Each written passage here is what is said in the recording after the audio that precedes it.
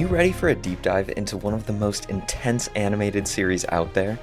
Welcome to Radioactive Ramblings, where we are currently breaking down the world of Invincible. Each week, we're going to unpack the jaw-dropping twists, the unforgettable characters, and that trademark brutal action. From Mark Grayson's journey to the darker side of heroism, to our continued love of Debbie, we've got every moment covered. Mark, I don't want to hurt you. I'm not the one who's gonna get hurt. You said you don't do threats. Yeah, well, people change. Whether you're a longtime fan or just getting started, tune into our exclusive takes, fan theories, and so much more. Catch new episodes of Radioactive Ramblings every week, your go-to podcast for all things Invincible and more.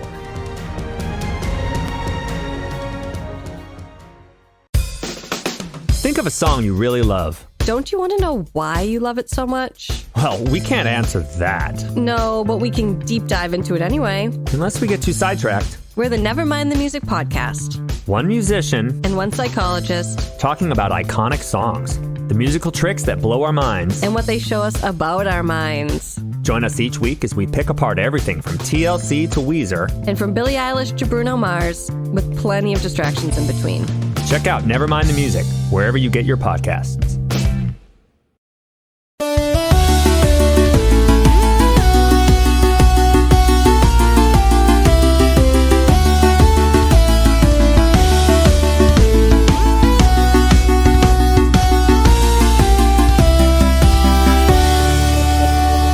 Welcome to the Lorehounds podcast, which is a podcast that's a lot like eating a box of chocolates. I'm John. And I'm David. And this is our mid-season check-in for White Lotus Season 3 on HBO. Well, David, we didn't do much of an intro here, but we covered White Lotus Season 2 in full. Correct. We were like, we'll so be back for Season 3. And we are, but there's a lot of other stuff going on here. So we still have the White Lotus email address, whitelotus@thelorehounds.com, or you could just go to lorehounds@thelorehounds.com if that's easier. Just get it to us. If you want to send in feedback, go over there. Or if you want to be in real-time conversation, you can head on our Discord, which you can find in our link tree in the show notes.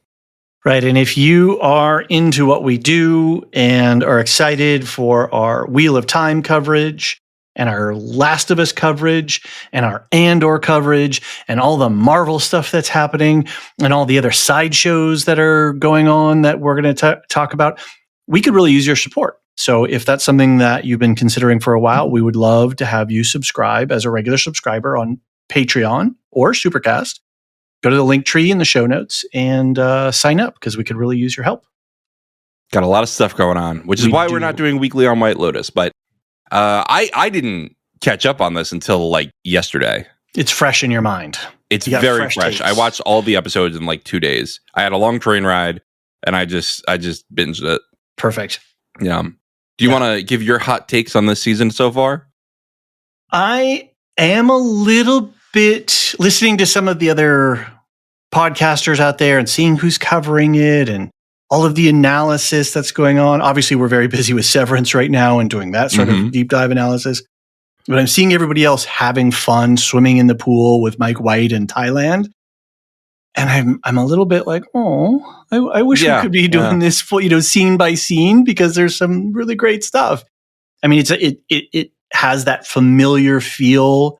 Oh, it's White Lotus. Oh, we're at this beautiful resort and we're with these beautiful people who are deeply messed up. And there's just all of that stuff feels so familiar. The cringe factor for me is still there. It's still very palatable. I love it. Palpable. I don't know. You love the cringe. You do. You absolutely do. And I kind of look at this as there's different categories of television, right? There's like Severance, prestige type stuff. And then there's all the way on the far side, just like What We Do in the Shadows or Atlanta or things like that, where it's just, wow, this is just some really fun, quirky entertainment or whatever. And this is somewhere in between of that really great prestige stuff, but it's also kind of a procedural entertainment thing. You know what you're going to get. This is a box of chocolates that when you open it, everything's labeled, you know where it's going to go and how it's going to flow. We're never going to stop talking about the box of chocolates for that long. Huh? But every time you're going to be delighted by what you get. The visuals are great. The interstitials are great. All those, the scenes of the monkey or the water, all of that kind of stuff.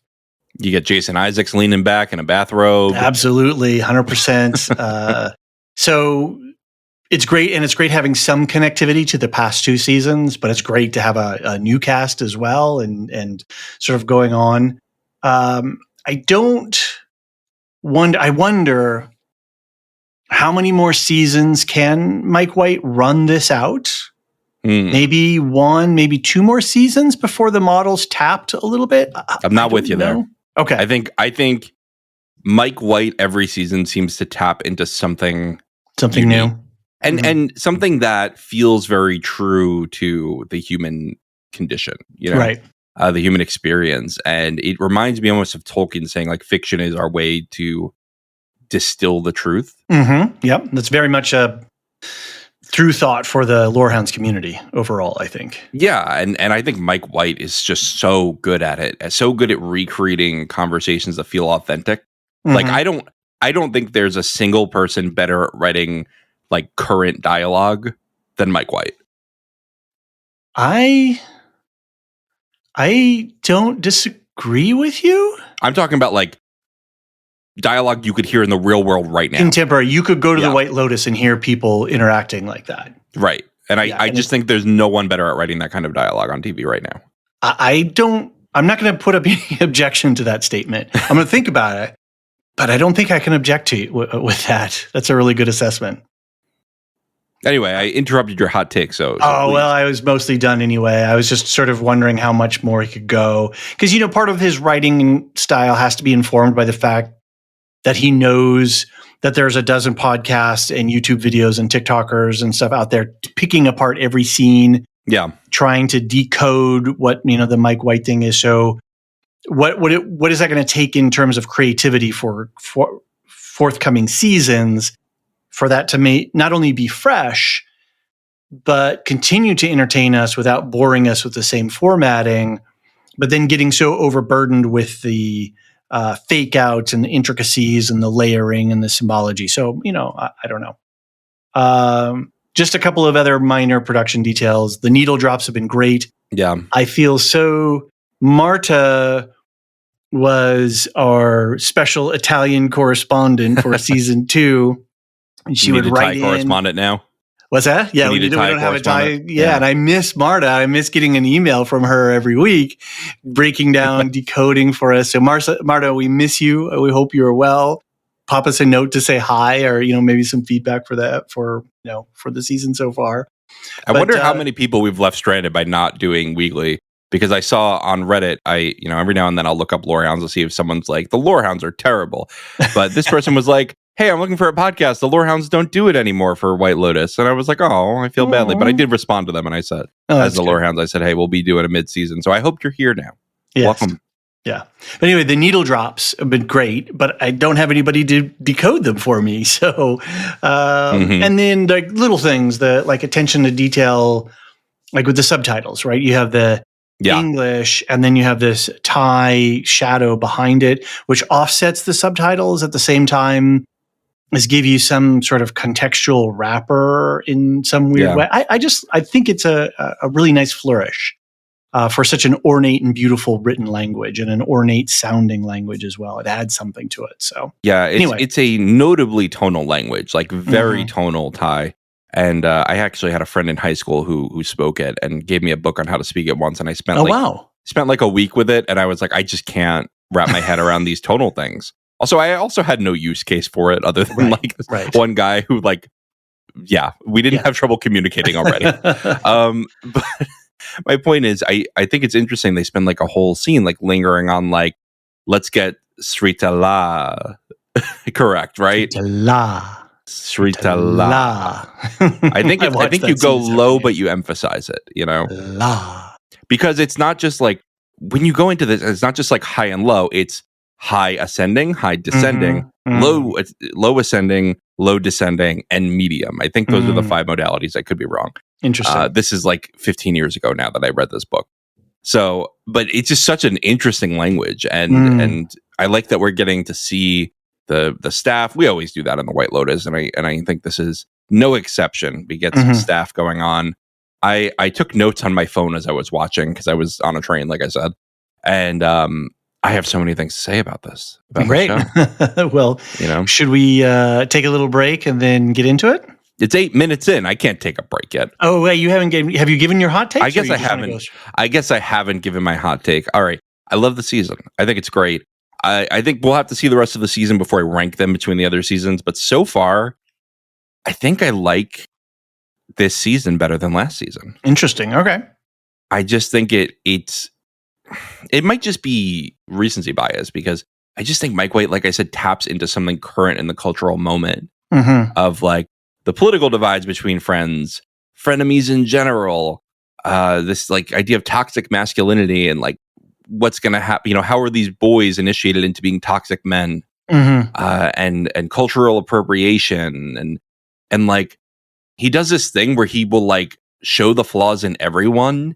Like it's not just that like cultural appropriation is bad. It's that like even the people who think that they're doing it for the right reasons are like kind of being weird about it too. It's so interesting. It's so interesting. And then we get this connectivity with season 1 and 2 with Greg and Belinda that I think really is starting to turn the show into a more interesting saga than I thought it would become with this anthology type of storytelling.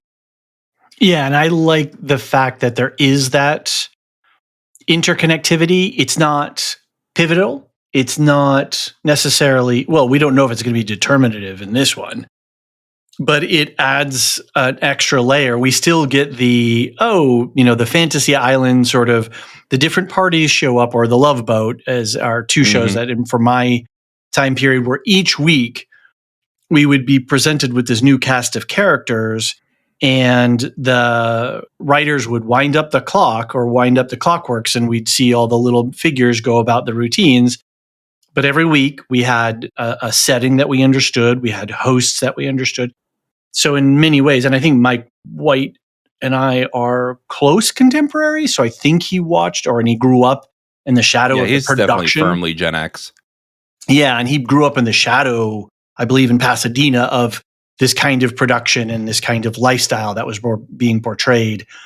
And so where you have this regular framework, but then each week you get these different characters.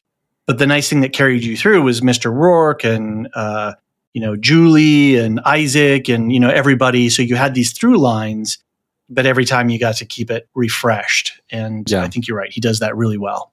Yeah. Well, I think let's get into more specifics. Okay. Why don't we start the recap and then we'll take a break a little bit through. Okay. And that's a question for us, I guess. We put together an outline that has the 1 through 4 synopsis. We've got some symbology. We've got some themes. We've got characters. We've got a Deadpool we've got to talk about. So, are you making bets yet? I had a premonition today, and I did a tsunami premonition. You're dreaming of tsunamis now. Yeah. So I've got a box of cereal. I've got a couple bowls of cereal that I'm going to push onto the table and put my marker down. Yeah, I buy it. I buy it. So you've created this outline. So maybe why don't we talk about the different plot lines and we can sort of work in the other things as we go. Right. Yeah. I didn't know how we wanted to approach it because we really should just take the whole 4 episodes as a group. Right. And not spoilers for everything that's aired up to now. Because trying to catch up on 4 episodes of a really dense show, I think would drive us crazy. Yeah. Even though I want to talk about so many scenes and little details and little characters. I know, moments. Me too. So do you want to read your recaps? Oh, sure. Okay. So we've got episodes 1 through 4. We follow several guest storylines at the Thai resort of the White Lotus after the opening scene reveals a floating corpse discovered by Belinda's son, Zion. So this is our sort of, should you want me to keep reading through That's the gambit. I think just we'll go family by family like you did here. So we've got Zion. We know he's a young college kid. He's taking his test and he's coming out to join his mom. And he has that really funny prayer where he's like, "You better protect my mom, you mother effer." That's so funny. But I did He was rewatch good. that today, and I did screen cap it. And I do, like I said, for when we get to the Deadpool at the end, I do have I think somebody. But the reason I get that is from a later scene, so we'll talk about that when we get there. Yeah. I mean, Mike White did a really good job both seasons of really hiding who was going to die. Totally. Until the very end. Yeah. And the same thing this season. Like, I could see like 10 different people dying. Yeah. For like various reasons or no reason at all. Yeah. And that's the thing is it's not a 1+1 morality equal, Right. It's not a simple math. He's not going to be so obtuse. Well, this was the bad man, so the bad man must die. Both deaths so far have been accidents. Right. Like, I know Tanya was like involved, supposed to be murdered. Right. But she wasn't. She slipped off a boat. Right. Yeah. Yeah. And I don't wonder that the gunshots are not, I don't think that the person floating in the pool was killed necessarily by a gunshot. I agree with that. Stray round or intentional shot. Yep. I think it's overlaying something else that happened. And whether that was an accident or intentional, we don't really know yet, because he's laid down a couple of other clues, which we can talk about later when we get into the Deadpool, because there's some going theories about what could have caused a death. So I don't know that we have much more to talk about with Zion necessarily. Yeah, nothing yet. I think next episode is going to be his episode, because he's coming tomorrow. And usually these episodes are like one day, one episode. Right. So next up is the Ratliff family, not Ratcliffe family. And their family is under increasing pressure as Timothy, I can't do a Parker Posey accent, as Timothy's $10 million financial something. I think money laundering, we could say. He said money laundering a few times. As this investigation is progressing, which leads him to confiscate his family's phones and start stealing his wife's anxiety medication. And then, of course, we have... we can't really call it Chekhov's gun, can we? We have to call it Guy Talk's gun. Did he steal the gun, though? I think that's an open question. I'm pretty sure he did. Because they made the I think they're contact. tricking us.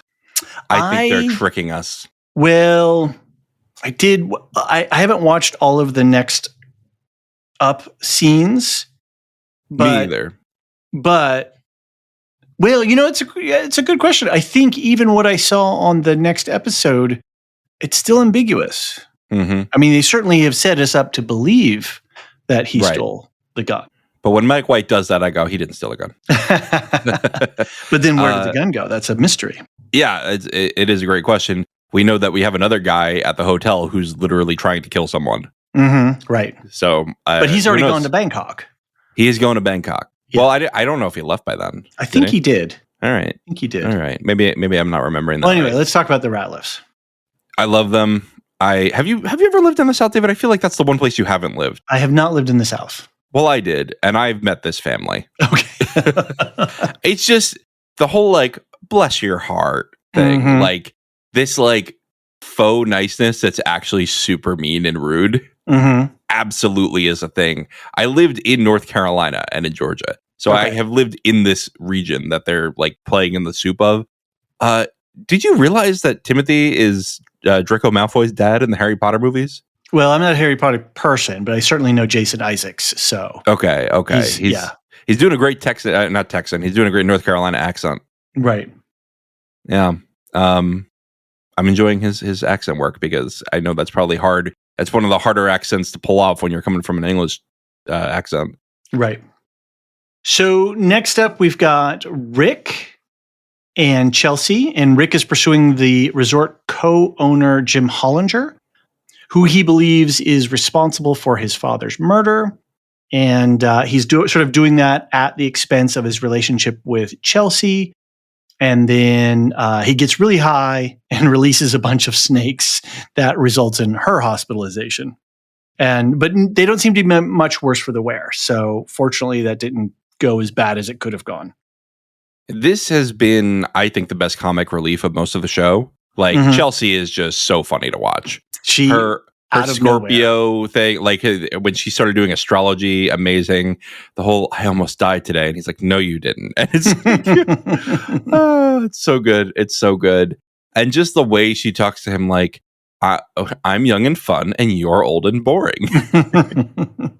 LBH, is that? Well, he's not. We don't even know what he does. Is he going to end up in Thailand or not? He like does, does a little bit of this and that. This and that, yeah. I did love him and Greg talking together and just being like, this and that. Yeah, this and that. Yeah. All right. You guys being very cagey about their past. Right. So then we have what some people are dubbing the toxic trio, longtime friends, Jacqueline, Kate, and Lori. They are experiencing a fracture in their relationship when Lori confronts the others about their behind-the-back criticism of her divorce, career problems. And of course, each of them have doubled up sort of on the other. And I think we're heading towards some very uncomfortable situations between the three friends. The best comment I've seen on this, I think I saw it on a TikTok or Reddit comment thread. They said, if you're not at the table, you're on the menu. That's this trio. And I have another audio that went viral on TikTok for a while that I'd like to play that is essentially this group. Honestly, okay. Like, I love her, but she's kind of a problem. No, and I hope that she's okay, and I felt super bad, but I'm also like, everybody's complimenting you up the ass. We're sleeping on the floor for you. Like, can you stop being such a crazy bitch? Like, honestly. It's just like this, like, I love her, but... But blam, blam, blam, blam. Right. And you empty the magazine at her. So. Right, exactly. And they all do that to each other. Yeah. Circular firing squad. Of course, then we have Belinda returning from season 1, who recognizes Greg, which is Tanya's widower from season 2. And he's using the alias Gary while he is dating. Oh, I don't have his girlfriend's name. You have that off Chloe. The top. Chloe, thank you. Yeah. Well, he's dating Chloe, a Canadian model. French Canadian. Yes. She'd like you to remember that. She's from Quebec. Absolutely. Do not confuse them. They're my neighbors to the north. I'm going to be, hey, I want to make sure I stay on the good side of those folks. Look, Nancy does a lot of work for us and she's Canadian. So we can't insult the Canadians right now, especially right now. We're not doing too well in our international relationship. So anyway, I think she's there for a cross-training experience where she's going to help their skills and she's going to take some stuff away and sort of reboot her wellness program activities. And then she gets sort of a bee in her bonnet about Greg, aka Gary, and is going to sort of begins a soft investigation of what this guy's up to. I am very concerned that she's being watched. Mm-hmm. I think the minute that Greg Gary, we'll call him G-Man, the minute he recognizes her, he's like, well, fuck, I got to do something about this. Yeah. And we know he's a guy who likes to tie up his loose ends. Right. And I don't wonder if he doesn't already recognize her. So, well, he does. Yeah, for sure. He's like, she goes over and she's like, hey, oh, you got a twin, huh? Like you could tell she was calling him out. Right. So then lastly, we have the resort staff, including Pam, who's a hero, and Valentine. And of course, Guy Talk and Lisa. And I think we have our... and Mook. Mook, yep. That's sorry. Lisa is the actor's real name. Okay. She's from Blackpink, which is my daughter's current obsession right now. Oh. We've moved on from the Taylor Swift squad, and we're now into the Blackpink squad. We've also entered the Roblox era. That's a whole thing. Oh boy. Yeah. I've heard. I don't get involved with that. Yeah. I don't do that one. It's coming for you. Well, who knows what it'll be when you... Yeah, we'll see. That's been going on a while. Fortnite's big thing always too. Yeah. Yeah, fortunately we're not there. We're not on that. Anyway, so Mook and Guy Talk, Valentine, love Pam. We also have... I got to jump down to the next section here. Dr. Amrita, who is the meditation doctor, I guess you could say. Fabian, the manager. Porn Chai, the guest relations specialist who's working with Belinda. And then we have a couple of other notables. We've got Kei Kwan as the voice of Kenny. I didn't realize that. Yeah, Timothy's business partner. And Chuck, who is Timothy's lawyer, who is also voiced by Scott Galloway, who is a internet person these days, a fellow podcaster with probably big podcast, actually. Scott and Kara Swisher and Scott Galloway have a big podcast. So no, I didn't realize. That's fun. Yep. Well, now he's using his voice for other talents. Absolutely. So obviously with Gaitok and Mook, Gaitok is getting a little bit distracted with his duties, which leads to a robbery. We have Valentine and his two Russian friends who know how to make fun. And we've got, we'll see if Fabian sings before the end of the season. We'll see. All right, David, why don't we take our break now, and then we'll come back and we'll talk more about the characters.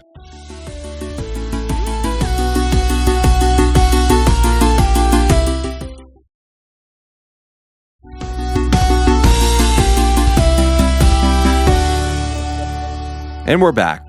Do you want to talk about, some of these themes that we have in here? Sure. I guess I'm just kind of curious to you, since you just binged 4 episodes. Then I've been watching over the weeks, but then did like a little bit of a speed watch before dinner tonight. And I'm curious as which storyline or which characters are standing out for you the most. I think the most interesting stuff is happening in the Ratliff house. Mm-hmm. I think the most interesting that for me is sort of the battle over Lachlan's soul that is happening. But you see, he's like teetering on the edge of toxic masculinity, but his sister is pulling him back, but his older brother is pulling him towards it. And you could see they're kind of in a war for him. Totally. And they signaled that in episode 1, where they're like, oh, he's going to stay in my room. No, he's going to stay in my room. And I think that's so interesting, is like these are two older siblings sort of vying for the what they think is the right path for their brother. It's really interesting.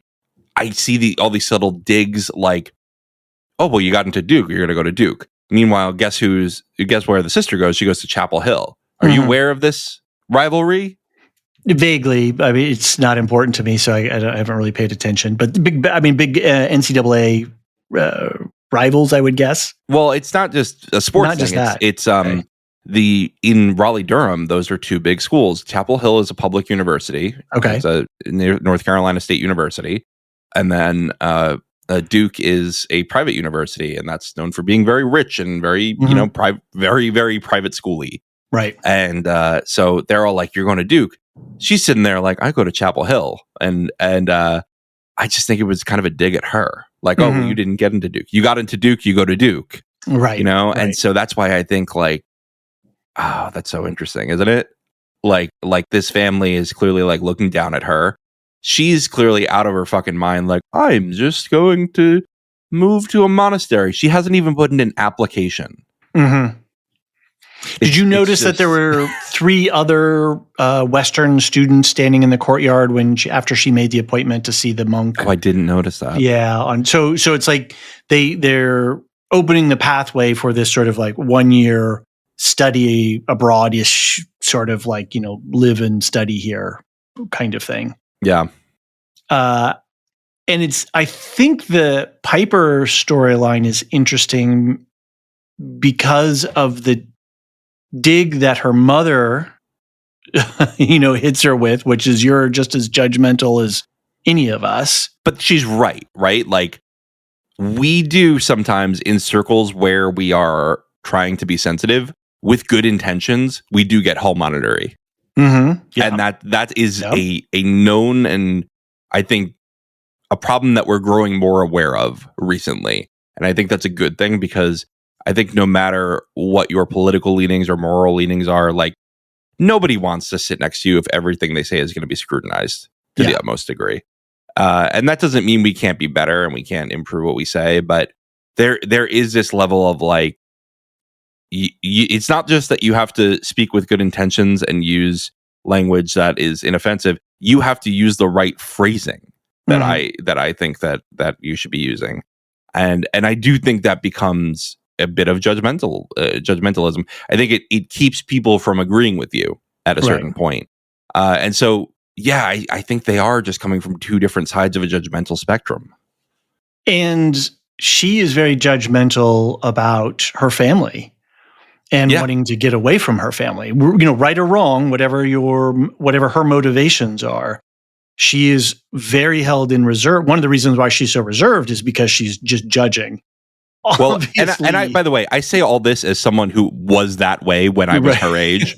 Like, I'm speaking about myself here, right? And so I'm not coming for anybody. This is kind of just a phase that everybody goes through of like, I know better than everyone I've ever met because I've done 2 years of college.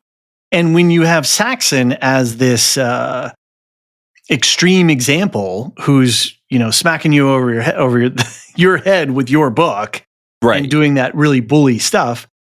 Absolutely, you're going to be judgmental and sort of be disgusted. But then you got to look at Victoria, the mom, who's like, "Oh, Saxton, isn't that so she funny?" enables the behavior.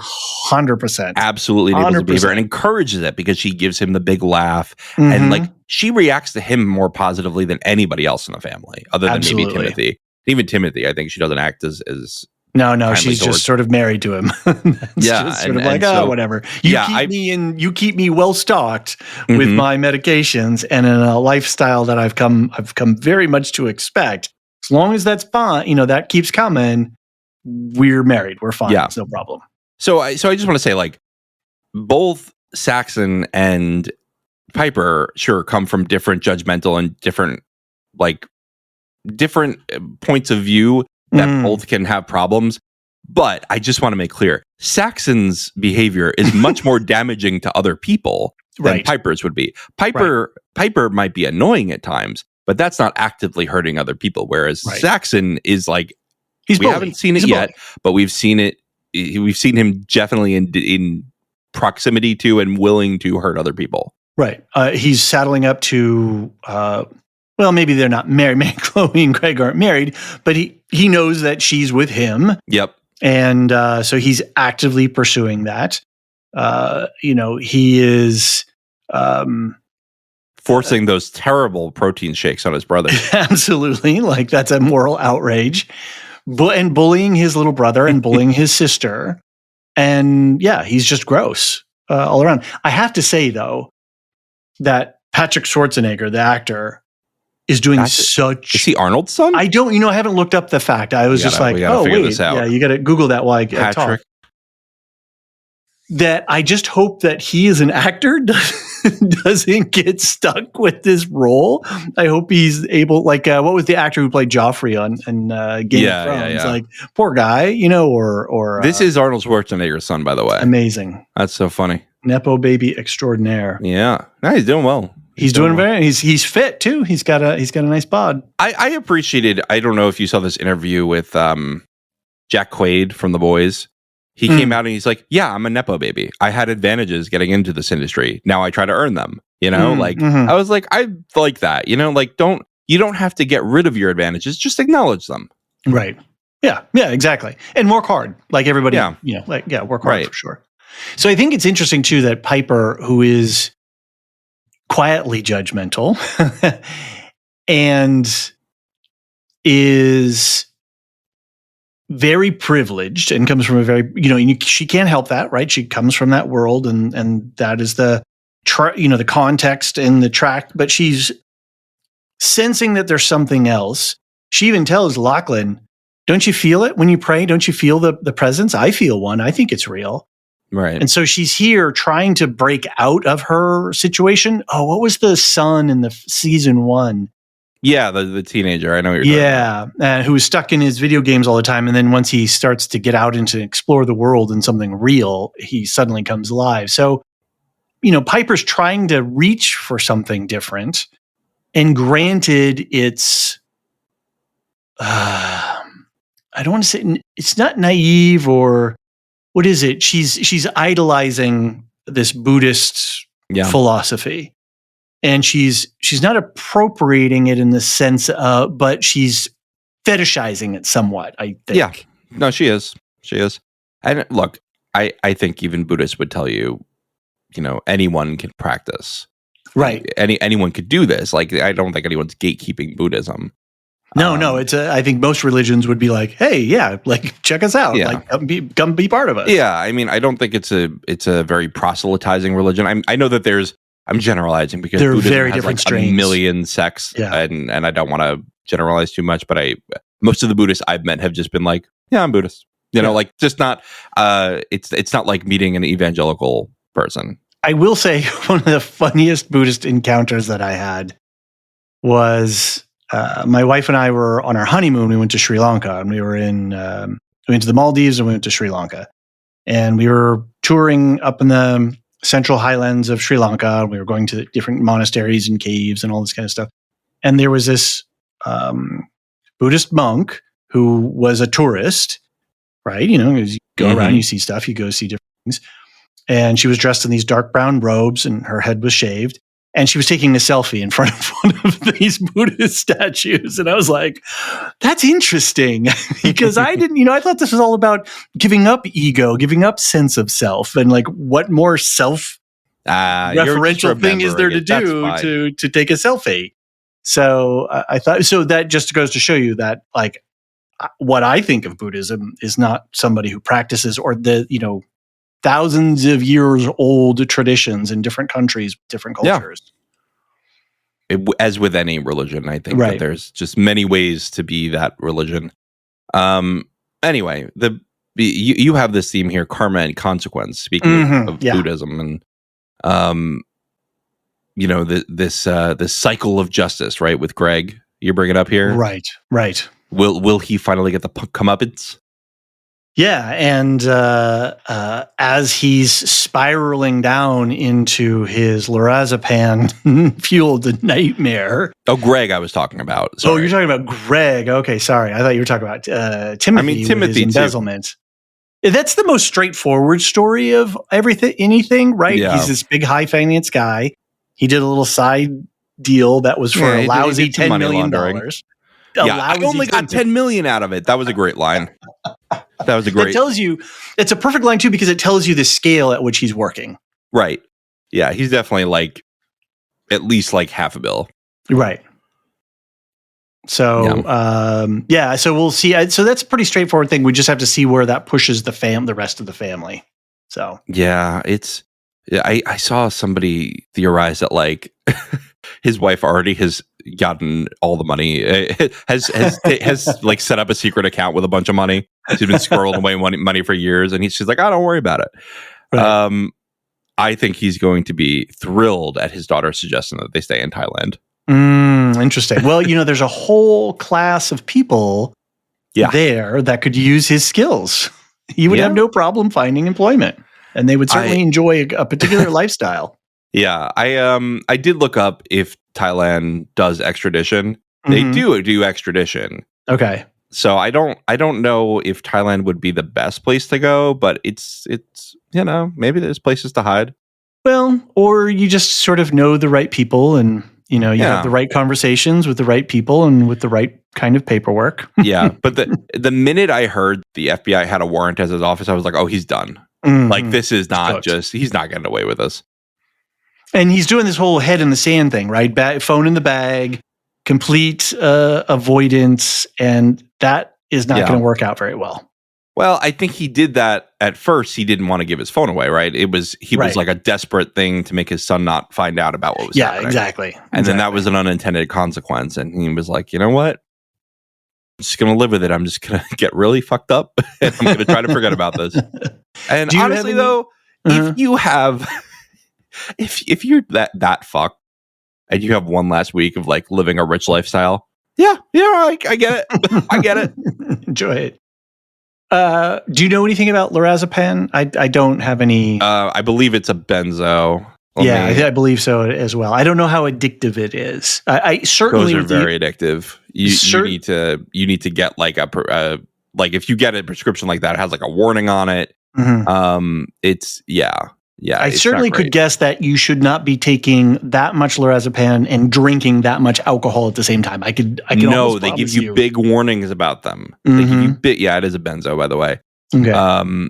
Yeah, it's it's one of those emergency meds, right? Like they are not for like daily use generally. They are for like, I am having a panic attack right now and I need to calm down right now. So it acts fast. It really like puts you to sleep basically. Okay. And he's downing them in like pairs. He's doing like 2 at a time dry. Yeah. And it's really impulsive behavior because his wife even says, Victoria even says, "Hey, who's taking my lorazepam? Like I had a full prescription." And then now he's taking the whole bottle. Like, yeah, he doesn't give a fuck anymore. Like, no, look, he's gone. That's going to be the last thing he gets in trouble for this week. So he's like, Who cares?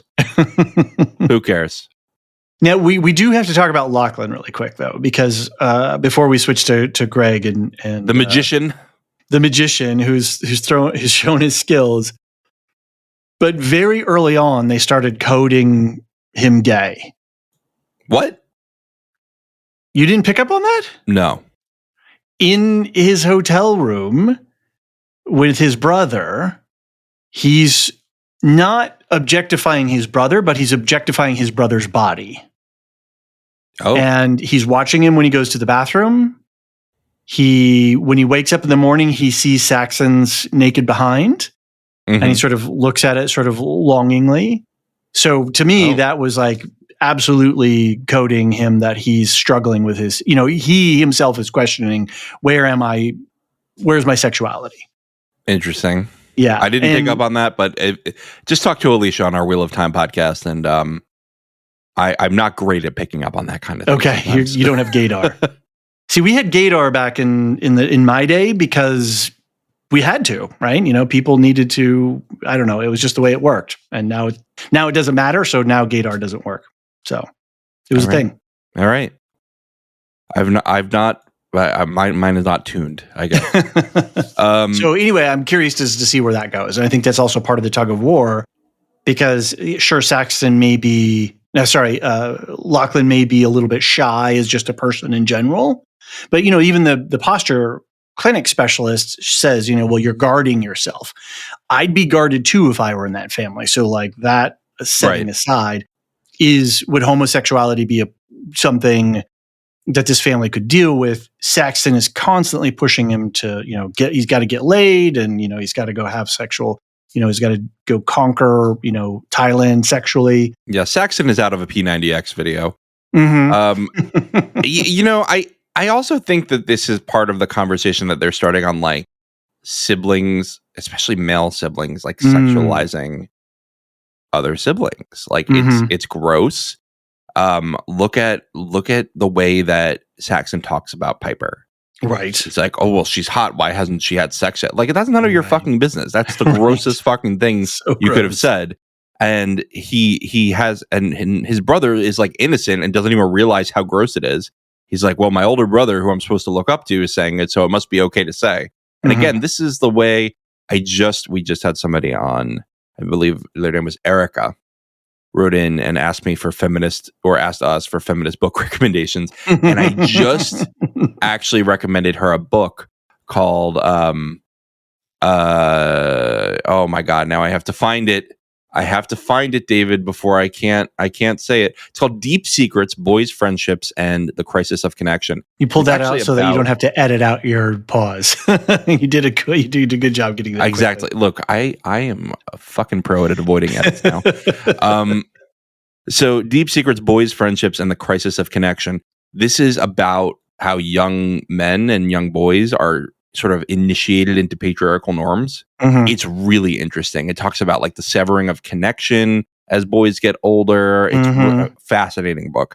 And I think we're seeing this in real time with Lachlan. Absolutely we are. And we see Victoria encouraging her eldest son's behavior. And she's grown up in that, right? She's grown up in that male-dominated sort of patriarchal Southern society. Right. Have you gotten to the part in the Dune books with the fish speakers? Yeah, that's in God Emperor. Okay, yeah. And the whole idea of how a military or police forces turn against their populations ultimately through just the fact that there is this separation and there is this culture of kill the enemy kind of stuff, or control your enemy, or put people in handcuffs and whatnot. So I think it's something that Herbert does. It's an interesting question that he opens up. I don't know that he ever successfully walks through the entirety of it, but those later books got weird, even though they're great. I have to be honest, I have stopped reading Heretics of Dune. I got about a quarter through it, and I said I just need a break. I just can't do it right now. Yeah, that's fair. That's fair, because it's dense material.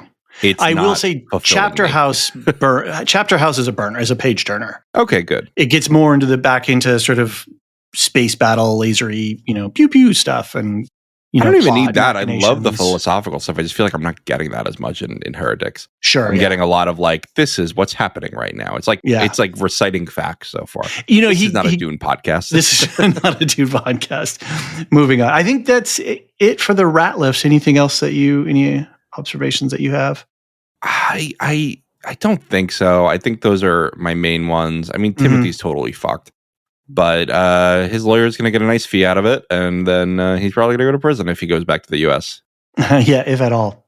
Yeah, I could very well see him staying in Thailand. Interesting. That's a very realistic point for him. I hadn't thought about that. At the end. I hadn't thought about that possibility, but I think that. Well, he also met people who know how to hide money on Greg's boat. There's a whole class of those guys, right? Yeah, you would fit right in. Yeah, cigar smoking, whiskey, bourbon drinking. Yeah. I think he's going to buy Greg's house on the hill. Dude, that's a dope boat, though. That giant catamaran with a swimming pool and stuff. That's a pretty sweet boat. And we know Greg loves his boats. He loves to use them for all kinds of activities. We know boats aren't necessarily great for the lifespans of some of our characters, but our floater was in a garden pool, not out in the ocean. So yeah. Well, I don't think Chloe's in any danger. She doesn't have assets for him. She's the one taking the assets, right? Right. Where should we go from here? You want to talk about Jacqueline and Kate and Lori? Okay, the trio. I think these are fascinating. They are such. Are you having fun with these characters? I am having so much fun. This is the one I'm having the most difficulty with in terms of the cringe factor, because if you're not on what did you say? What is it? If you're on the menu, if you're not on if you're not at the table, you're on the menu. Yeah, that whole dynamic is just making me cringe. I love it so much because I've met these people, and so have you. We've all met these people, right? Yeah.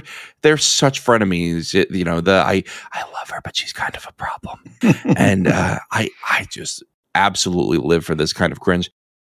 We're not a political podcast, but the Trump scene, my God, was that so uncomfortable? But I've had this conversation, and I just couldn't believe how accurate it was. Right. And that's why Mike White is touching something in the human consciousness here.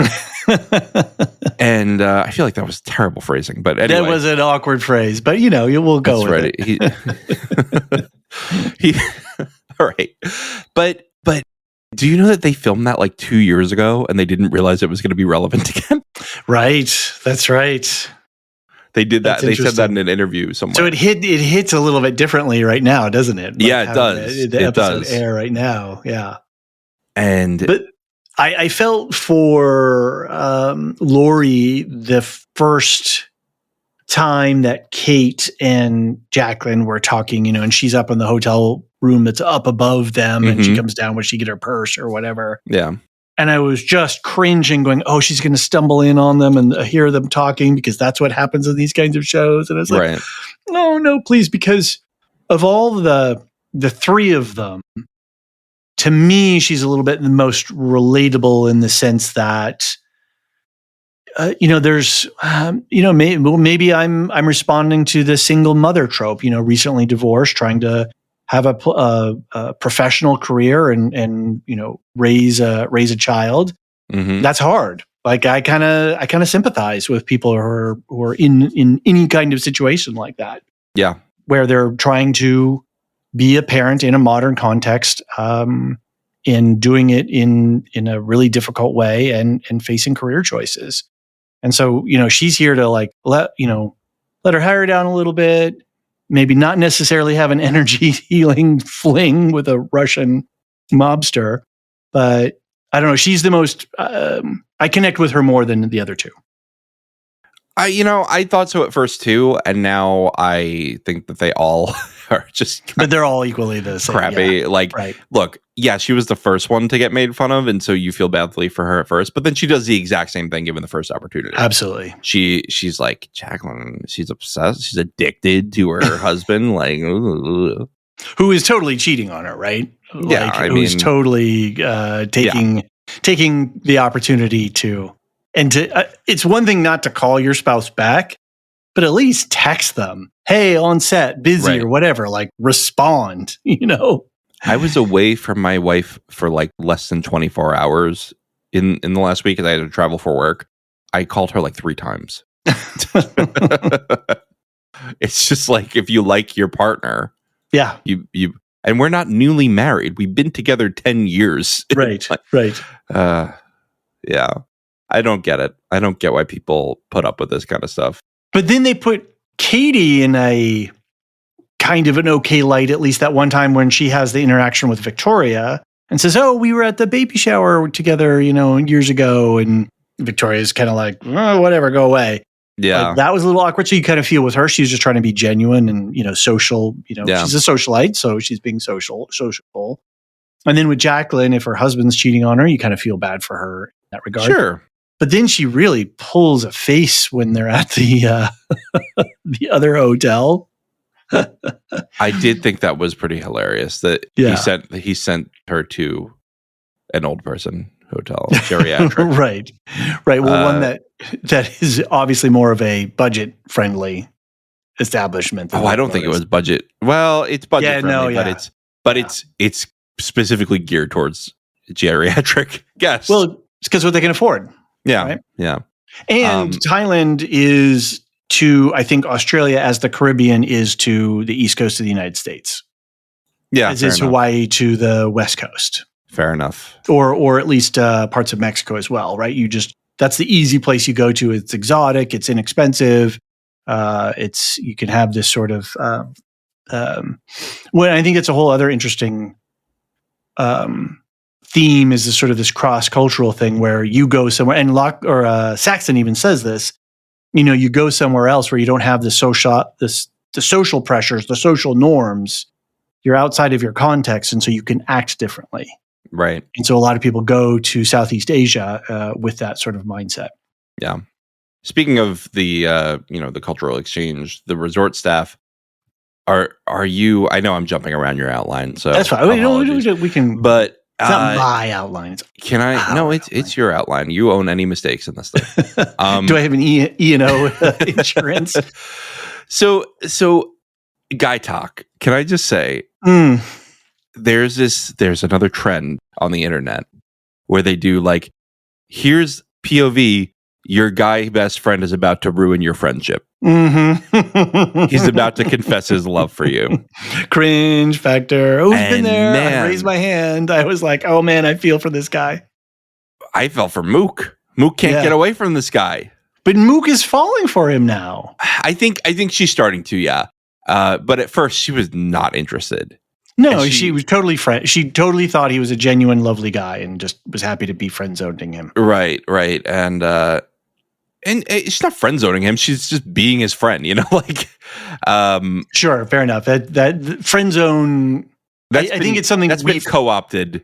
Right. That's been co-opted by like the male rights movement that I don't associate with. So I'm just gonna call that out there. Like, I think it was when I was young, in my like 20s or whatever, in that was a thing. yeah, Oh, you people got said that all the friend time zone. when I was in high school. Yeah, Right, I get that. I think I'm trying to move past that because it's been co-opted to such a toxic thing. Of Right, like, it's you're doing I've been something friend to zoned. me. Exactly. Yeah, She's not doing I'm the anything to him. victim. She's just like, I'm not interested. I'm And not that's, interested. That's so. that. And so we can. And why continue can't you be or not. friends? Yeah, why can't you be friends with somebody of the opposite sex and just have Right. a regular friendship where oftentimes men will be like, no, I want something else out of this. We as a society devalue non-sexual and non-romantic intimacy. Bro, watch all of the old 70s television shows. Mhm. That was where they all went to, was male conquest of female friends inside of the sitcom model. Mhm. You got to hook up. Ultimately, look at Friends. Everybody got married to everybody else on that stupid show, right? Yeah, How I Met Your Mother did the same thing. Everybody does Yeah. that. That was the model. That was a model. Yeah. Seinfeld, everything. Yeah. That's, Oh, what was the one? I forget now. With Bruce Willis and what's her name? Oh, anyway, it doesn't matter. I'm just going into nostalgia mode now, so we can move on. You really got to watch Kevin Can F Himself. It's a deconstruction of that entire genre. You were saying, and it flips the point of view back and Yes. forth, and it gets on when you look back on it the other way, it gets into some sort of like quasi horror almost. Well, you don't have repeated scenes. Mm-hmm. It's always moving forward, but so she'll be with her toxic husband, and it's supposed to be like a sitcom where it's just like the dumb husband, right? And it's multi-camera, brightly lit, and then she'll leave the room and she'll be upset about it, and it's a multi-camera drama. Sorry, it's a single camera drama, rather. And it's close-ups and dim lighting and all that, and even sometimes they'll change the costuming a little bit, so like she'll be more injured in the drama than she was in the comedy. I think it's a fascinating show, and it's only 2 seasons. 2 okay, all right. I had it up on my board for a while, and it came down because we got crazy. So I'll have to see if I put it up there again. It's so good. I think it really deconstructs that whole genre. Very cool. White Lotus. We've had 2 different. People come for the salad bar routine, experience, right? A little bit of this, a little bit of that. That's right. I don't have a lot to say about the other staff yet. Like Fabian's just annoying. Pam is funny. Like she's great comic relief. Do you want your phone in the bag? Hopefully you don't need that again. Why am I doing a Southern accent for her? I don't know. She's definitely not Southern. She's Australian. Yeah. And God help me if I mistake her for a Kiwi, because do not mix those 2 accents up. They don't like it. They don't like it. The Kiwis don't like it. The Aussies are like, whatever. Porn Chai is probably going to have a fling with Belinda. I'm just at that point. What's that name? Porn Chai. I love that name. It's so good. When I was like getting the names for everybody, I was like, Porn Chai, right? Porn tea, right? He's a hot cup of tea. He takes his robe off, and Belinda's like, "Ooh, girl." Yep. She's like, she's liking it. Where do you want me? On me? Oh, no. I mean, on. That was so funny. And it's really interesting that something that's really striking me in the last couple episodes, especially, is the salesmanship of spirituality. Mm-hmm. And they come over to breakfast all day, and they're selling treatments to these people. Right. They're selling them energy. Energy sessions and yoga and posture correction sessions. Right. And the whole wellness industry, and that you can buy your way to wellness. Right.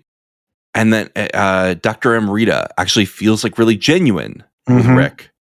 There's this line that stick a pin in that, but go with your line. But let's come back to the Dr. Amrita and Rick thing. Okay. There's this line that I want to quote from Bo Burnham's special Inside, where he has a sock puppet on his hand, and the sock puppet and him are supposed to be teaching you how the world works, but the sock puppet is like a leftist radical.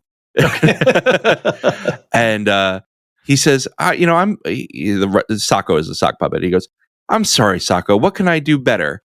And he goes, "Why do you rich fucking white people insist on seeing every socio-political conflict through the myopic lens of your own self-actualization?"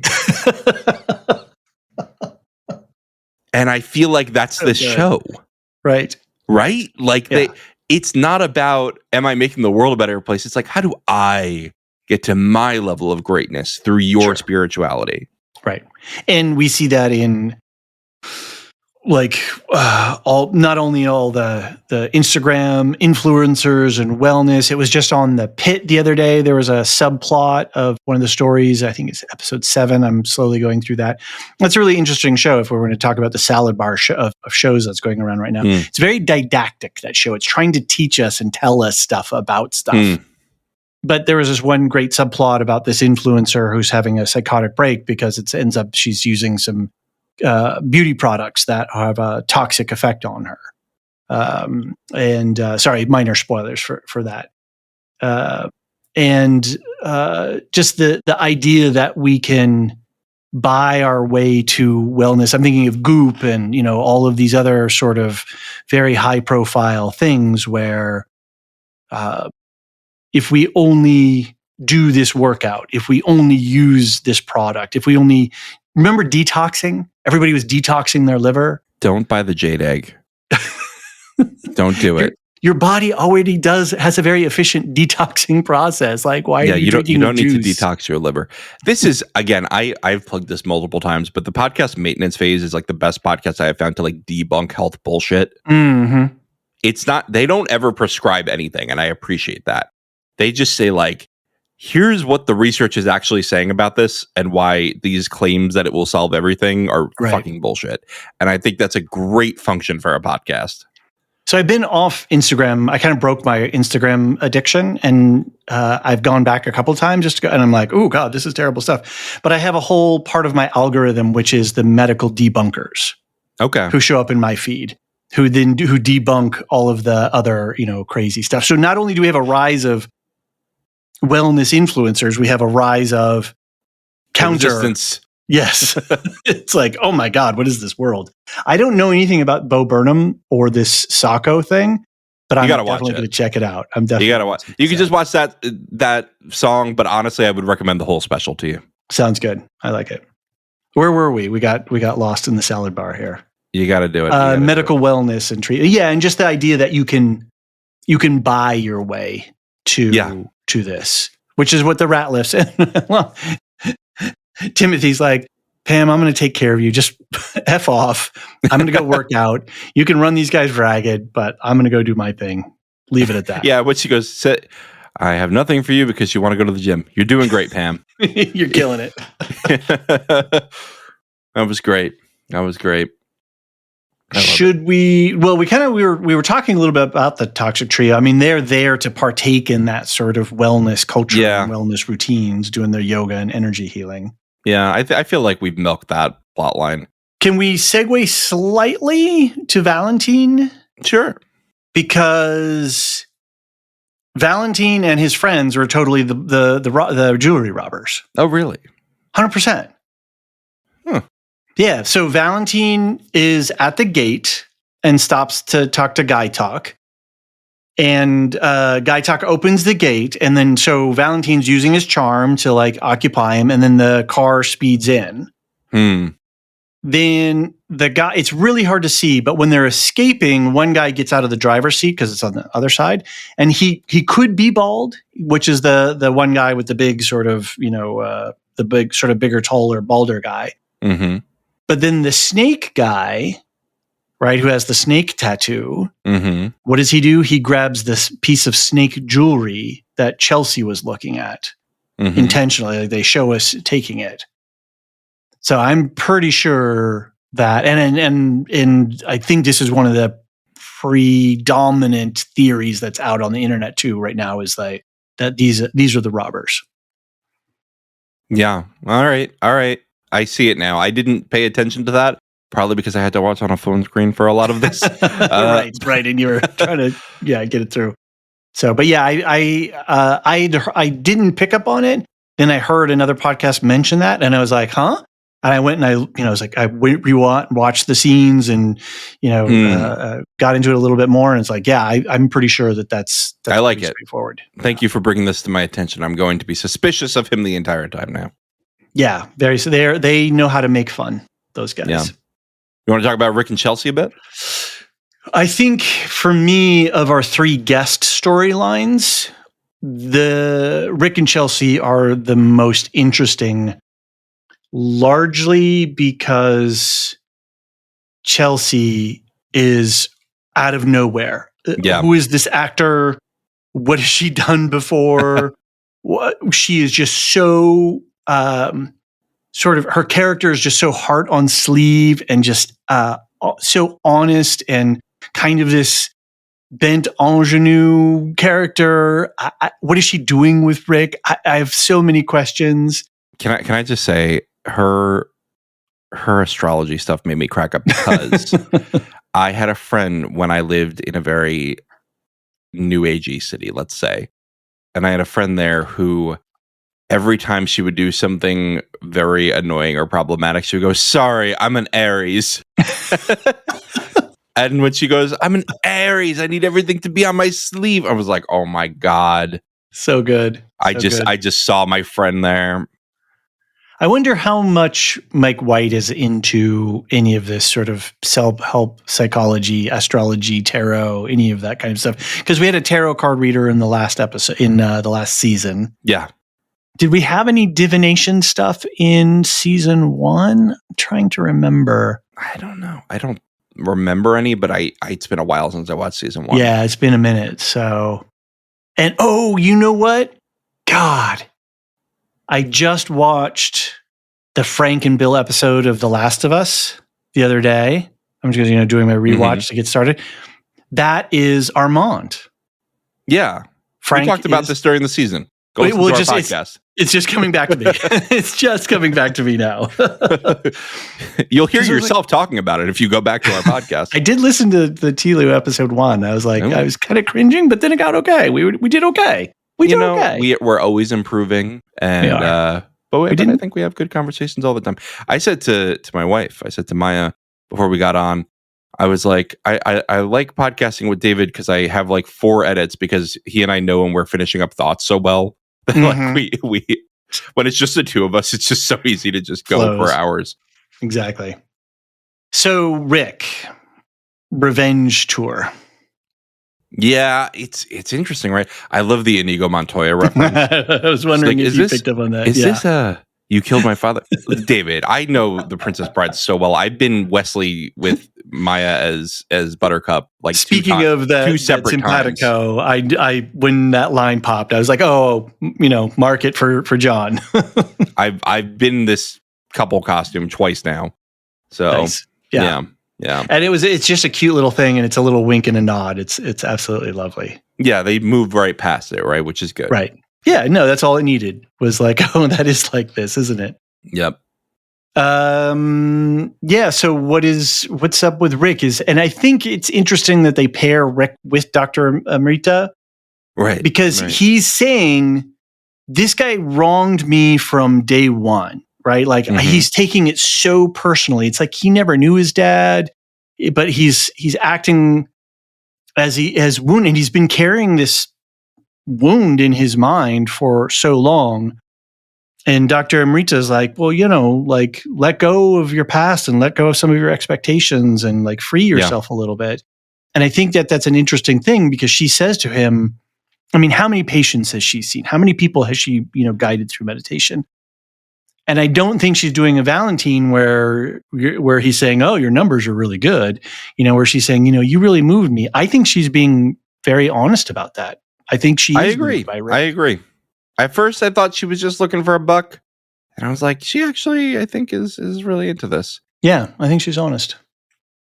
I was just thinking with Rick, this idea of this like revenge tour. And I recommended this book to Erica too, who asked for feminist book recommendations. Why Does Patriarchy Persist? And this is a really interesting book where the authors talk about so patriarchy persists, as a quote, patriarchy persists in part because it forces a betrayal of love and then renders the loss irreparable. Wait, say that again. And patriarchy persists in part because it forces a betrayal of love and then renders the loss irreparable.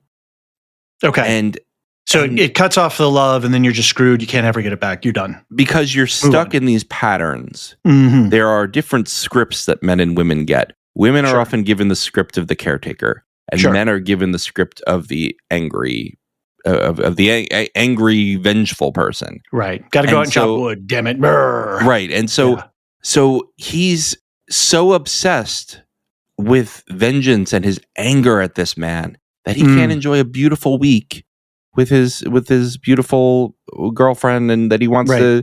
That is. I think she really loves him. I don't think this is just like a sugar baby situation. Mm-hmm. I think she's really into him. I agree, and I think he has some connection to her as well. Yeah, but it's so subsumed. But how can they be soulmates? Their signs are incompatible. That's right. But he's so taken with his revenge tour, right? He can't be present to that. Right. And I just it's cutting him off from a relationship. I took a course with Carol Gilligan. I've talked about this. Right. And somebody asked her, like, what's the cure for patriarchy? Then she says relationship is. And he's not allowing a relationship to happen. Right. And Dr. Amrita is trying to form a relationship with him. Not romantic, obviously, but a relationship with him. Right. In which human she's to really human. connecting. Yeah. And he's fighting it so hard because he doesn't want it. It is so much easier to feel anger than grief. We fall back on, as men especially, we fall back on anger when we need to feel grief all the time. And it prevents us from healing. So this bridges into the Severance world, the episode 7 of Severance. And I had a really great conversation with Nicole, who's a psychologist, and Marilyn, who is, I don't know if Marilyn will listen to this or not, but on camera, her turtleneck, whatever sweater she was wearing, and then whatever shirt she had underneath it looked like she had a clerical collar. Like she was wearing she's real preaching to you, huh? She was so spiritual and just talking about all grief. But we had this great conversation about grief and psychology and ego death.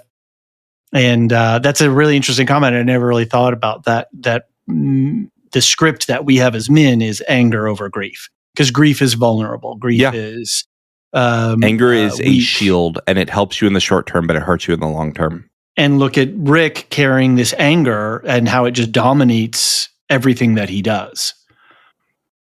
So how does he get out of it? Does he survive this? Is he able to figure out how to put his shield down? And can Chelsea get inside there? She challenges him on the boat, like, you got to get over this, right? You got to let me in. Right. So I think we're still, like we did last season, Mike White opens up a little bit and we sort of move into a couple different spaces and we leave the White Lotus. And so I feel like we're moving towards Bangkok, and that Bangkok has to be a place that we go to, and that we have at least for an episode, right? Yeah. For this conversation sort of like with Jim Hollinger. We went to we went on a field trip last season. Yeah, we went a couple with Aubrey Plaza's character. She she went and hung out to the villa. Yeah. So I think that very well could happen. I don't even think we'll spend a full episode there. I think it'll be a section of it. Okay. Right. What else do we have? We have, is there anything really to say about Belinda and Greg?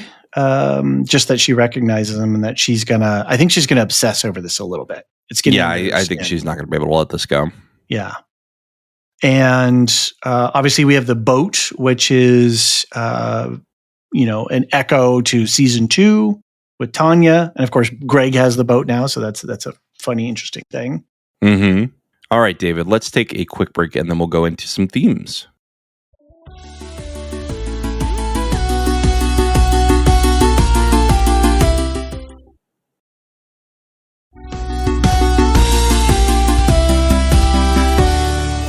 And we're back. What themes do you have for me today, David?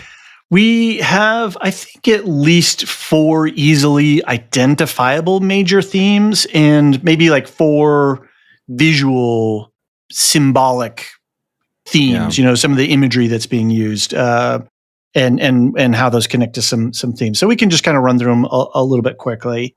There's certainly something on identity and deception. Right? Like we've got all these facades. People are hiding their true selves. Greg is using an alias. The trio are all masking with this like overt friendliness. Like, oh my God, you're so beautiful and I haven't seen you in so long. Right. Timothy's projecting, he uses that big, alpha male stuff too. And he's hiding his fears, right? And he's like, oh, my world is crashing down around me. Right. Lachlan is hiding with his body posture.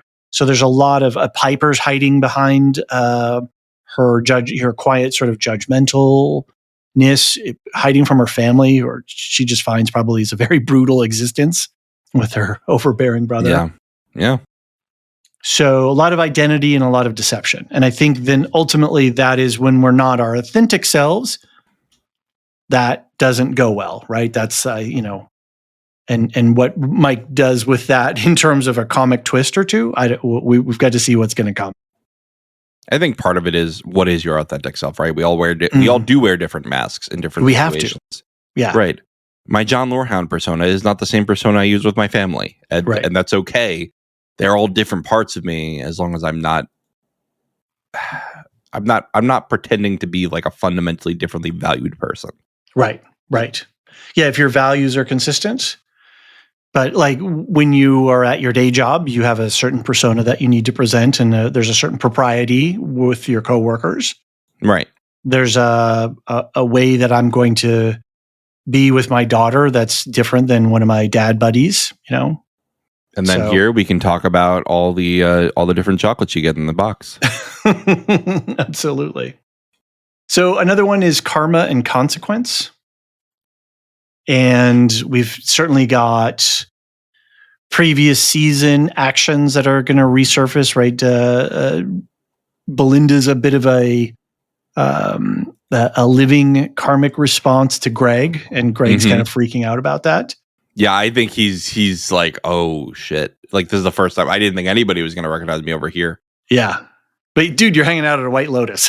Why would you get one right next to the same chain? Well, at the same time, like, would you feel the same way about like a Hilton? You know what I mean? Like, there's a lot of Hiltons around. Yeah. And he's not a guest, but he dines there regularly, and he lives right up next to the property. So, they're certainly glad to have his, financial, having these rich, fancy people. Well, I wouldn't call them fancy, but anyway, he's spending a lot of money there, right? Because she takes his credit card and goes shopping at the gift shop there, and the hotel gift shop is going to be more expensive than the local town shops. So, right. Certainly, we have Timothy reaping some of his trouble that he's had in the past is coming back to affect him. It's a question: does Belinda have any karmic sort of balances that are coming for her? I mean, her son's coming there. She's kind of. I wonder if she's a little bit sensitive too, because she keeps jumping at noises. I mean, obviously there's lizards and monkeys and stuff that are freaking her out, but she keeps hearing or sensing stuff in the rooms. I don't know. I too am an anxious person. Okay. I mean, I stayed in a hotel 2 nights ago, and I jumped at everything too. Like I do the same thing. So look out for karma and consequence. Then obviously we have, and we've talked about this before a little bit, but cultural exploitation and cultural appropriation. So we've got West, and we talked about with the wellness thing, with wellness, and then mixing it with local custom and tradition, both Buddhist culture as well as Thai indigenous culture. And obviously those things are connected, but also I think separate in some ways. Mm-hmm. And then using wellness as a commodity, while at the same time sort of bypassing the deeper cultural meanings of these things.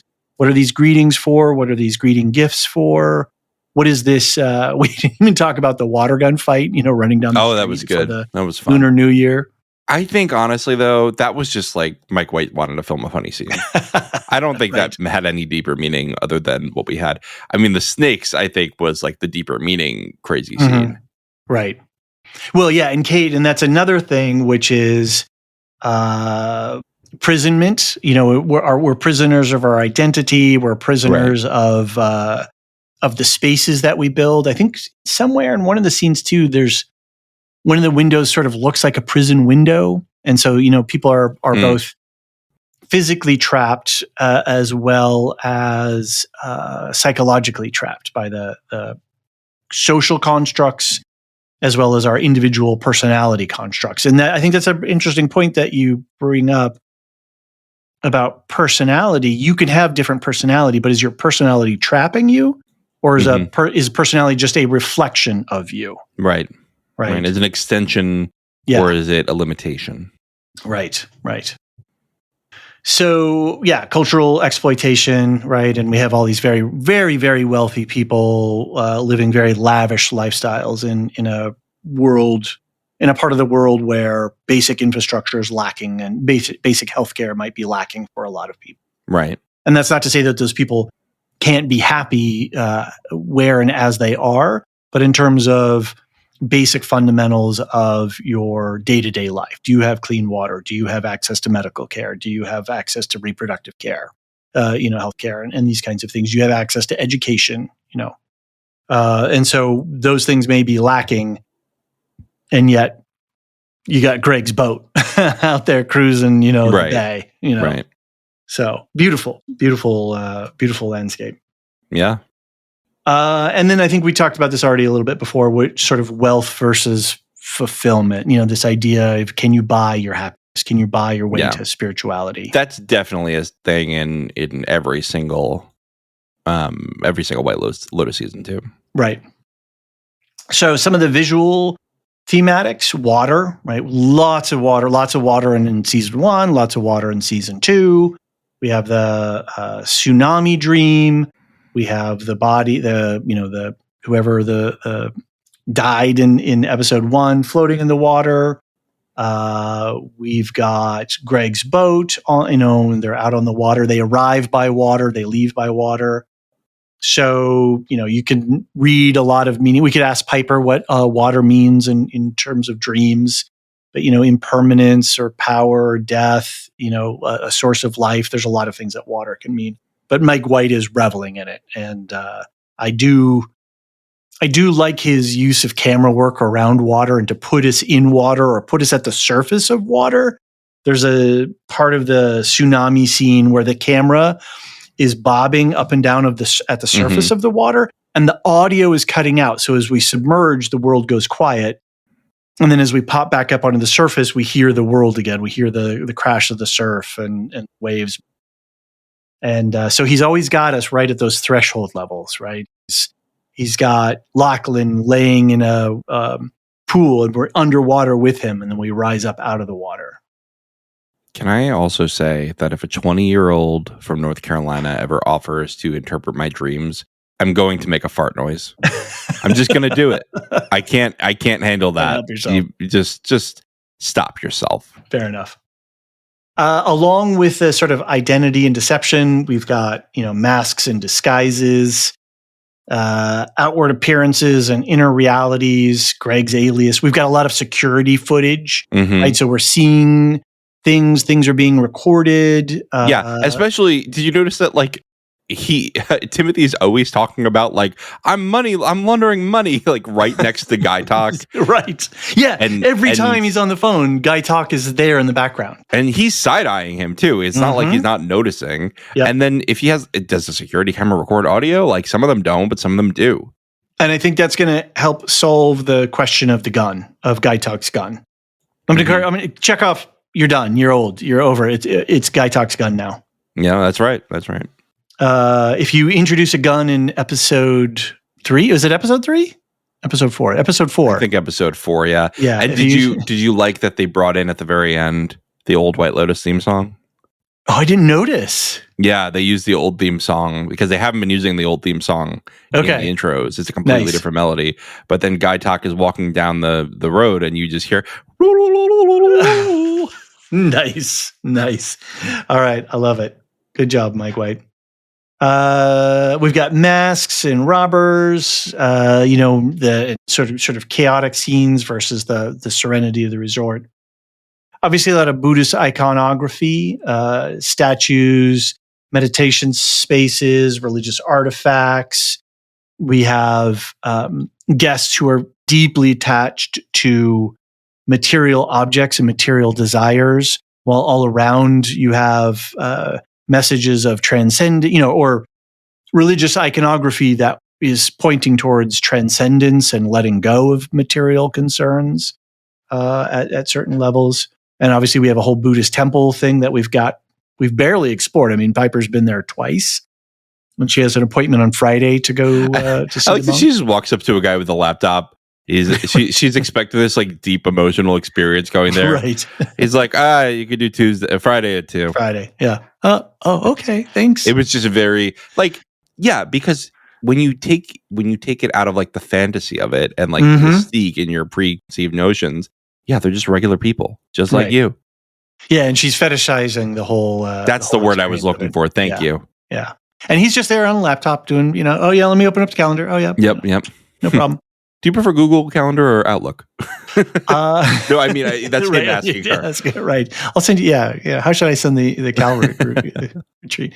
Can you go on my Calendly and pick a exactly? time? Yeah. Here's the link. Schedule it yourself.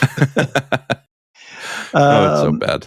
And then we have a lot of confined space versus open water, right? So we have this beautiful, and Mike White does this all the time, right? We have these beautiful landscapes, but then we're like in the interiors of these hotels, very luxurious, but sort of also entrapping, right? Because there's certain social conventions that are to be maintained in these spaces.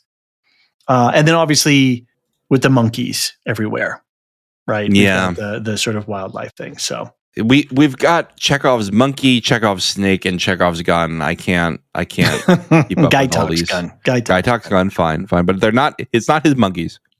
No, the the monkeys are their own monkeys. Yeah.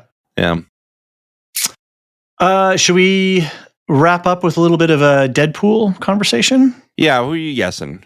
You get one guess this time because we only got one body. It is going to be Porn Chai. Porn Chai? Mm-hmm. I am going to go. Oh, this is so tough. It's so hard, but that's where I said tough. I had a premonition today when I was watching the episode. I'll go with Timothy. Okay. I could see him. I could see him going. Okay. That's very obvious. Yeah, but like I'd be okay with it too. Okay. He's doing a great job, I gotta say. Like I haven't seen him do anything since Harry Potter, and he was wearing a long blonde wig. I don't know if you've seen him in full costume there. No, but it's a very different look. If you look up Lucius Malfoy in Harry Potter, quite a different look. And by the way, this guy, I've seen him in an interview recently. He talks about like how he like gets into character. He did this whole thing where like they wanted him to have closer to his natural hair, like short hair. And he's like, oh, no. This character really hates muggles. He hates non-wizards. He would want to look like a wizard. He needs long blonde hair. He needs to be really exotic. He needs like silk, over covers on him. His wand should come out of an ornate cane. And they took all of his suggestions, and now he's like an iconic look. Oh, that's great. That's awesome. Yeah, he's been in a lot. I mean, he's been around for a long time. I've not been aware of him outside the Harry Potter verse. Well, I think he's probably in so many character roles and in so many background pieces that you haven't seen him. Did you ever see Death of Stalin? That was really a great. Oh, you have to see that. That's definitely one that you got to put on you. I got to put that on a list. I've got like multiple sticky notes coming out of the conversation. Oh boy, that's got to go. I'm going to get you to watch Inside. List. It's one of my favorite specials ever. It's on Netflix. All right, Death of Stalin. Okay. So you're going to go with Timothy. All right. I'm going to go with Timothy. I'll go for the obvious one. You can have the. So when Belinda and Porn Chai were walking up to lay a wreath at one of the temples, there's nothing about that is out of the ordinary for the show. When Porn Chai and Belinda are walking up to put that wreath at the little temple shrine thing, there was just such a death, a sense of death about it, and death maybe not being such a horrible thing, but I don't know. There was just some signaling that was going on. And then when I went back and sort of did a frame by frame of the body floating in the water, it definitely could be like the shirt, the hair, the size. There's a lot of physical characteristics that seem to match up. But I hadn't, I watched the frame by frame first, but then later on, that's when it came to me, and I was just like, I don't have a lot of evidence. It's more just a vibe. It's a gut feeling. But then the question is how are they going to die? And a couple of things that have been brought up are the pong pong fruit, right? Pam says, don't eat that. That's very poisonous. That'll kill you. Also, why are you letting that grow at the resort then? Like, you could definitely just like not have it go into the room. If that's in the room area.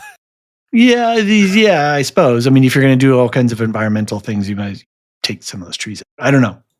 I'm just saying, I feel like that's just a stupid way to do business. We have monkeys, right? Could monkeys be involved in some way? Why not both? The monkey bumps or throws the pong fruit into the blender. I like that even better. So then you should change your answer to Saxton. All right. I'll change it to Saxton. He's gonna have a protein shake with the blender, and he's gonna go for it. The gun is just so obvious, right? That it's a thing, and I think the gun battle at the beginning is a diversion. I agree. Is a misdirection. But is it a drowning? Is it a water related death? Because Mike White's throwing a lot of water at us. So, and is it Chekhov's blender? I'm sorry. Now that's in my head. Now you're all over that. Or is it an accidental death or a suicide? So, yet to be seen. And Mike White is really good at layering and obfuscating these things. Because I don't think in either season 1 or season 2 you could have necessarily. There wasn't a. No, I would have never guessed Tanya in season 2. I would have been like, no, she's going to be a recurring character every season. And I never would have guessed Armand in season 1. Or if it was Armand, it was going to be a drug overdose, right? It wasn't going to be him getting accidentally stabbed. Right, exactly. All right, I think that's it. Yeah. That's it. We did a lot. Halfway. I am excited for the rest of it. And I guess we will be back at the end to see how our predictions pan out. I think so. I think that'll be a lot of fun. We'll roll the tape of the predictions. People should write in and tell us what their predictions are. Now, right? Like at midway, just make a guess. White Lotus at thelorehounds.com. You get fewer points every episode that passes. Okay. If that's how that works. And we are not counting points, so it doesn't matter. We're counting bowls of cereal. Bowls of cereal. I don't need any cereal for this show. This is good stuff. That's true. That's a good point. Right. What do you and Alicia have cooking? Because you guys have been in the kitchen. We've recorded 3 of our 4 Wheel of Time podcasts for the first week. Wow. Ready to drop. Yes, they are scheduled on all the podcast platforms. Our podcast, the embargo is lift 9 a.m. Eastern on each Thursday. Okay. So they will go live then. Great. So we're doing 2 podcasts for the main recaps, one on episode 1, one on episodes 2 and 3. And then we're doing 2 lore casts. One of them is going to be public. The other one is going to be Patreon and Supercast and Season Pass only. Right. We're just doing the one Lorecast as like a teaser of the Season Pass, so don't expect that on the public feed regularly. Mm-hmm. We might do like another sample, but most of the content is going to be paywalled behind the Season Pass, which is I think a good deal. $10, you get all the information. You'll get the show guide that I'm wrapping up with Nancy. Nancy has done so much work on it. Amazing. I feel terrible that I've not done more on it. But I can't believe every time I log on to it, Nancy has done like 5 more pages. And she did so much work on the Dune show guide. She's like a lore master. She is a lore master. The hand of the pod. So yes, regular subscribers are going to get all of that. And Season Pass folks, for our folks who just sort of dip in and out for individual shows and content, we have the non-recurring single purchase Season Pass, and that's going to be $10 because you're going to get episodes as they drop. You're getting scheduled lore casts, and you're getting a show guide. Yeah. So lots of content. And we got Severance going on too. You want to talk about Severance a little? We do. We're almost up to our penultimate episode 9, and this is going to go till 10. We do have a Season Pass for that. That's $5, and it doesn't have a show guide. And it has unscheduled and unplanned, what we call supply closet. Yeah, you go. We're going to do episodes 2 or 3. I think there's already like 9 of them. There's as many for every episode. I've just been going crazy. It's such a good show. I got so inspired. No, yeah, and I'm doing a supply closet with Mark on Friday. So do you want to tease what that's about? We're gonna, if you want to hear me talk more about actually, it's not really about feminism. It's about the book *Sapiens* and how that relates to these discussions that we've been having on the podcast. Mostly you've been having, because I wasn't on the last one and I heard this. And it's so funny that Mark and I both thought of the same book. And you guys were on the Discord and you're like this and that, and you guys are like, oh, let's record a podcast. I why loved not? reading that interaction. That why was so not? Great. Awesome. Because it's the idea of like things that are not faith being religion, like humans sort of moving perhaps beyond traditional religions into alternative religions, like political theories and capitalism, and you know what I mean, like these science, these other and just these other religions that and it's really interesting. I'll go into it. I'll go into it on the podcast. I don't want to. Okay, it's going to be an interesting. It's going to be a great conversation. Yep. So we're having a lot of fun with Anthony and Steve from Properly Howard. This is our first time where we've done full production with them. And Anthony and I had some fun yesterday, or last week, I should say, in the last episode, where I thought I was engineering the episode. He thought he was. We kept kicking each other out of the recording platform, going back and forth. It was really great. And then he forgot to record for the first minute. Right? He forgot to. Yeah, I heard that part. I was like, oh man. So but it's been a really, really good. It's a very popular show. This is a monocultural event. Severance is happening. So, and then after that, we're going to have Last of Us, and I think we're going to just do that straight down the middle. Yeah. Right. No season, no show pass, no season guide. You and I are just going to do episode by episode, sort of scene by scene-ish breakdowns. Yeah, I'm excited. I'm getting Brandon. He already started it. We're going to be covering the game at some point. Okay. The second game. Now, I believe we're going to have the second game stretched out over a couple seasons. Okay. So I don't know if how far you're going to go. Yeah, I think we'll still talk about the whole game because it's going to be hard to divide it. Yeah. You don't know where they're going to break. At the same time, there is a very clear break in the middle of the game. Anyway, all right. Okay. I'm going to discuss that with Brandon. We'll figure out the plans on that. Very cool. I've been doing my rewatch of Last of Us. Man, what a good show. That was such a good season of television. It was a banger season of television, and the games are great. Yeah. I think we will laugh and we will cry during season 2. I think we will. Boy, yeah. If they're going to punch us the way they punched us in season 1, we're going to get beat up pretty bad. There are moments in the second game that are wildly darker than the first game. Well, that's saying something. I know it's saying something, and I mean it. Yeah. Forewarned. I am warned. Yeah. And then we're going to have Andor coverage, full Andor coverage. We're going to do a season pass for that. We're going to have a bunch of scheduled bonus episodes, and we're going to do something we're calling in the squadrons. Don't reveal too much of the plan yet, because I gotta. My next thing is I'm gonna make a promo for it. That it's gonna be real cutesy. Very cool. Well, we have we're not going to do like everybody else and just knuckle down and try to punch through. We're going to do because they're dropping 3 episodes for 4 weeks. So it's like 3 episodes one night, and then you have a week to watch them, and then another 3 episodes for 4 weeks. Where I think most podcasters are just going to have to knuckle down and go through it. We have a plan that's going to be pretty fun, I think. And it's I will just say coverage for you. We will have a podcast for every episode individually. That's right. All I'm going to say. Fair enough. And then hopefully we can take a little break before summer slams us again, and we get like The Bear and Alien Earth and other stuff. Foundation, yeah. Like, when is that coming? So, David Goyer, come back. We want to talk to you. Yeah. If you're listening, Mr. Goyer, we would. I want to talk to him about science fiction writ large, not just Foundation. So yeah. Wouldn't that be nice? Do you want to give the shout outs for this evening? Let's just very quickly plug the rest of the network too. Oh, of course, absolutely. Never mind the music. You're going to hear me and Mark on Friday. Well, whenever it comes out, it'll probably come out like Saturday. They do music and psychology together. I just listened to their barbershop episode. I know that's now not the most recent episode, but a lot of fun. As someone who is a veteran a cappella guy. Oh, nice. I really enjoyed listening to their sidetrack on a cappella groups and barbershop in general. As the day that we're recording this, they dropped a Drake episode, but this was like recorded like months, like a long time ago. Yeah, before Kendrick murdered his career. Right, exactly. And I think they're already planning season 2. And that's going to be good. I'm excited for what they've got coming up. Very exciting. Radioactive Ramblings covering Invincible week to week. Nice. So please go check that out. I know I see a lot of chatter about it in the Discord. Mm-hmm. I gotta get into the show, but I see a lot of chatter for it, and it looks like it's they're having a great time. Good.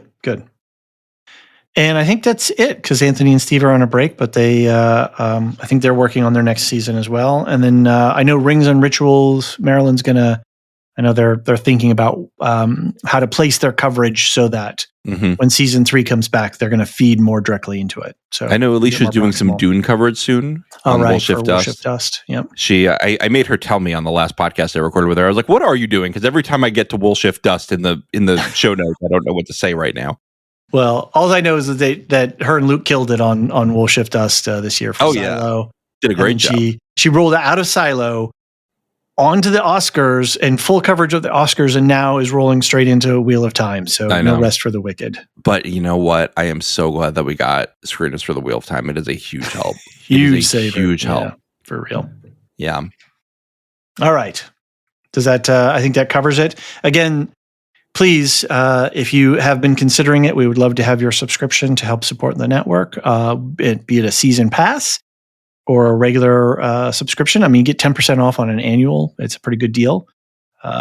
And we have a lot of great people in our community. We've got a pretty hopping Discord these days. And do you want to give a shout out to our Discord server boosters? I would love to if I can keep my eyes open.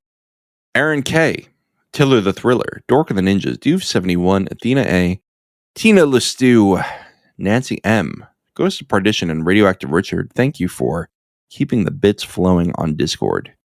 And our lore masters, Samartian, Michael G, Michelle E, Brian P, SC, Peter OH, Bettina W, Adam S, Nancy M, Duve71, Brian 8063, Frederick H, Sarah L, Gareth C, Matthew M, Sarah M, DJ Miwa, Andra B, Kwang Yu, Deadeye Jedi Bob, Nathan T, Alex V, Sub-Zero, Aaron K, Dally V, Mothership 61, Gnarls, Kathy W, Lestu, Jeffrey B, Elisa U, Neil F, Ben B, Scott F, Stephen N, Julia F, Kali S, Il Mariel, and Adrian.